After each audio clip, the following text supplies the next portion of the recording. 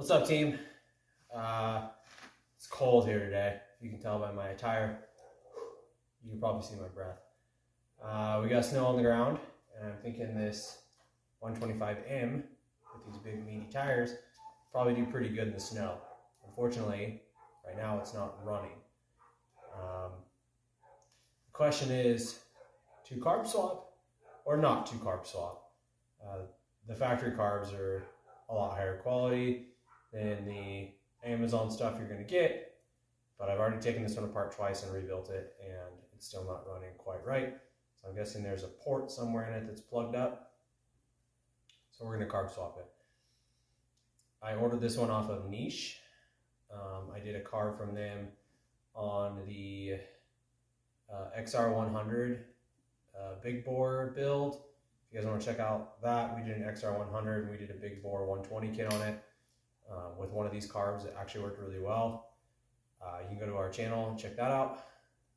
I will put a description, or in the description, I will put the link to this carburetor. It comes with the double inlet style for the petcock that the original one had. So it should be a pretty straight changeover. Let's get started on it and stay tuned. All right, guys, I don't know if you remember this three-wheeler. It is from our Will It Run series, where we purchased 3 of these from a farmer's field. We got it running, but it was never quite right.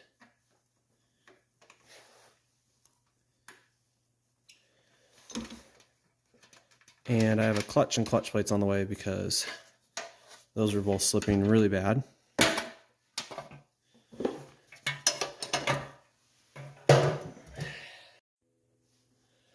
So this is obviously a genuine can from Japan, the original carb. What I've noticed with these niche carbs is, although I guarantee they're not as high quality, they're like $25. They do have all the required equipment. It has the right attachment for the choke to work properly.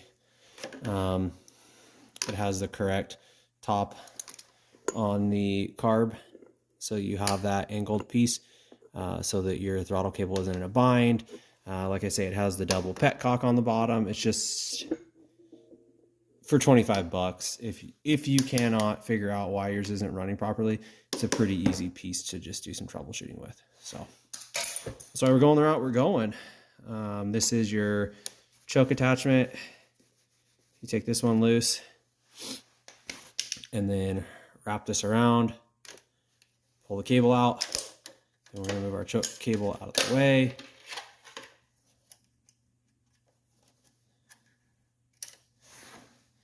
I'm going to try to, but it keeps getting in the way. Behind this, you have another Phillips head tucked down here. This clamp is really loose because it wasn't running right when I put it back together. We'll just make sure.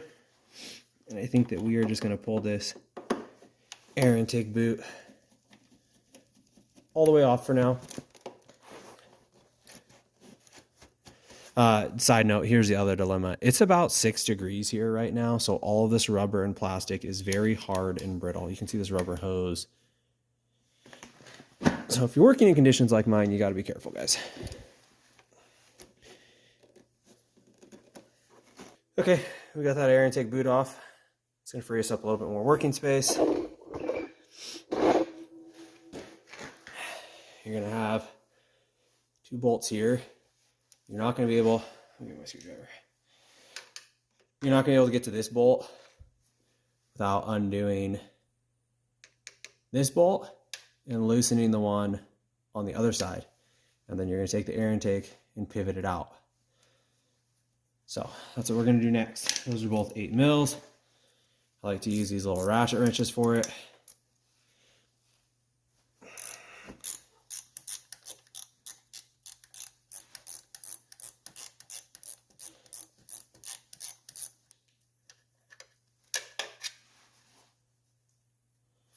And we're going to take this one loose, we'll pull the other side, twist it out.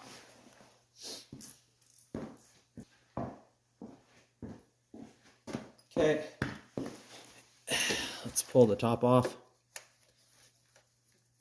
The new niche carburetor, whatever, however you pronounce it, comes with a new slide, new needle, new top. So we're going to replace all that so it matches up.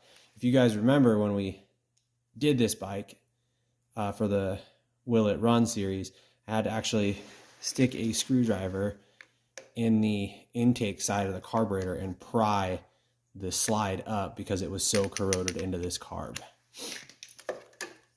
Okay, we can now rotate our carb out of the way and we'll pull these two off. I think these are 10s. These are 10s.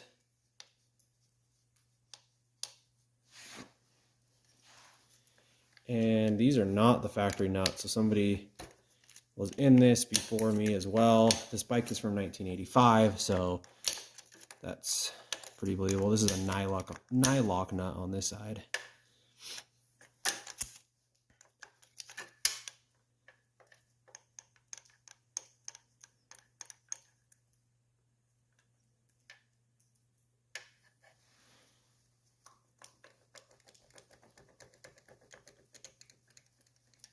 Okay, I'm going to point out to you one big difference between the factory carb and the niche carb. This has studs. The niche carb has captured nuts to put a bolt through,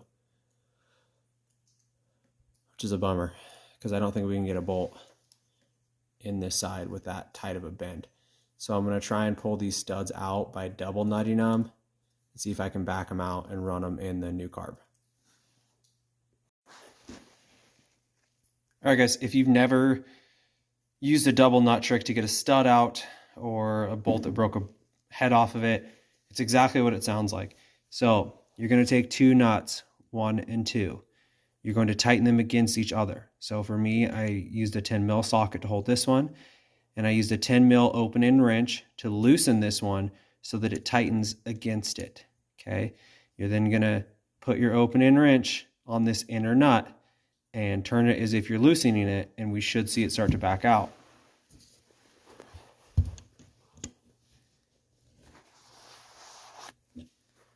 Sorry guys, I'm trying to do this one-handed. Do you see how that stud is backing out? And then once you get the stud all the way out, you just take the nuts off and repeat the process on the other side. Okay guys, when it's time to put the stud into the new carb, you're just going to do reverse steps on it. So we'll put that in. We're now going to tighten it using this outer nut. You'll tighten your stud in. I'm going to go just until I can't see that collar anymore.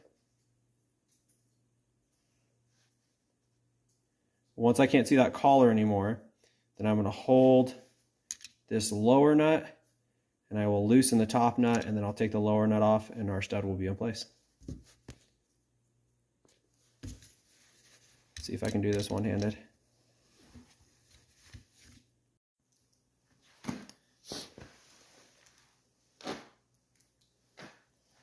Alright guys, studs are in the new carb. Let's get it mounted up to the manifold.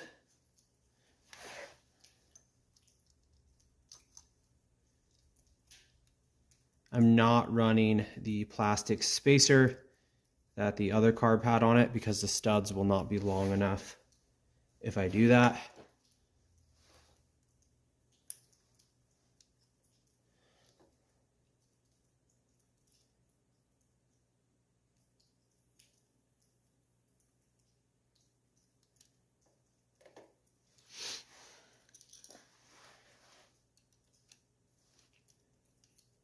Not sure what's going on here.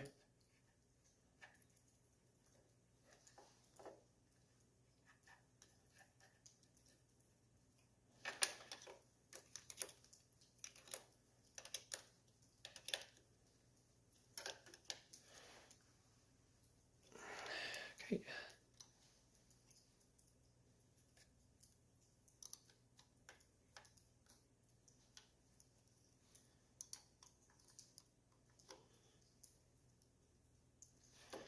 All right, I think before we rotate that back into place, I'm gonna go ahead and change the top out because it'll be a little bit easier with a little more space. You're gonna unscrew your new top. Should be a big spring that comes out with it. Stick your finger on the intake side, start pushing that slide up until you get this out. You should be the same sizes, and I could probably use this slide. Let's just try it and see.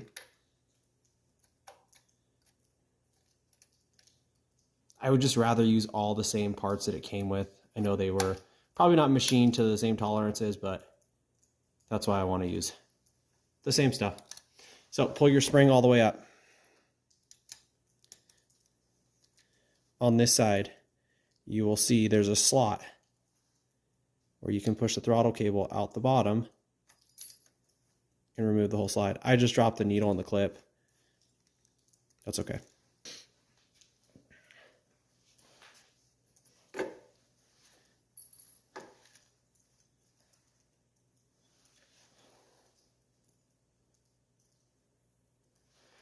Okay, we're going to use the same top and cable. I'm going to use the new slide and the new spring because the spring is a different length and a different diameter that fits this slide. To put it back together, spring goes over the slide so that the cable, sorry, it's hard to do this and keep it where you guys can see it. To do this, spring goes over the cable. It slides all the way up until your cable sticks out the bottom. This one has the same port on the side for the cable. You're going to start by putting the bottom of the cable in and sliding it into that bottom hole and then letting the spring go down. That's what maintains your cable and keeps it from coming out of the slide. This can only go in one way. There should be a port in the top of the carburetor that shows you which way. So I know that this dash on the side needs to line up with the nipple that's sticking out of the carburetor.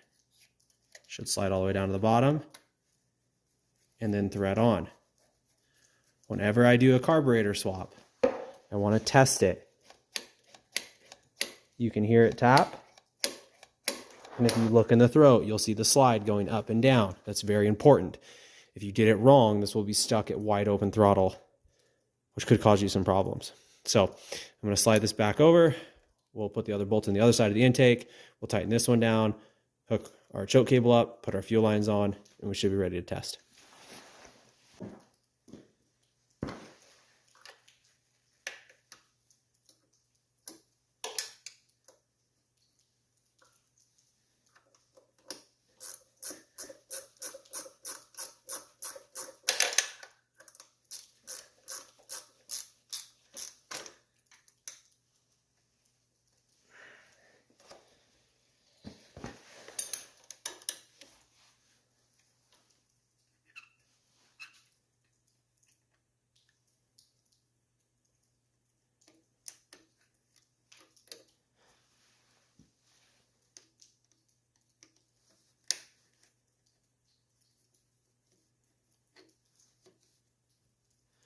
You want to make sure that your choke has the ability to open and close all the way. Okay. All right, let's get some fuel lines on it.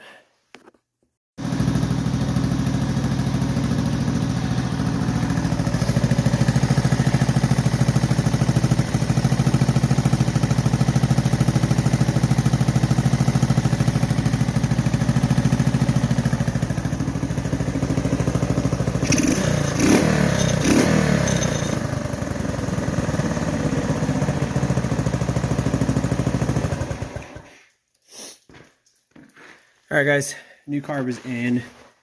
Did a little bit of tuning. You can see where the air fuel mixture screws started.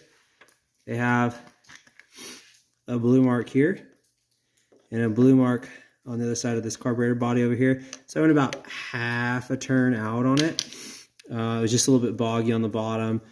I don't make any adjustments until we're up to operating temperature, which we are now. Honestly, what's plaguing this the most is this kill switch. It's wore out and it flops around and it flops over to the off side and kills the whole bike. So the electric start on it doesn't work anyways. So we'll ditch this. We're gonna put a regular dirt bike style push button stop on it. We're gonna get the seat recovered and we're waiting for the clutch plates to get here. But carb change down, guys.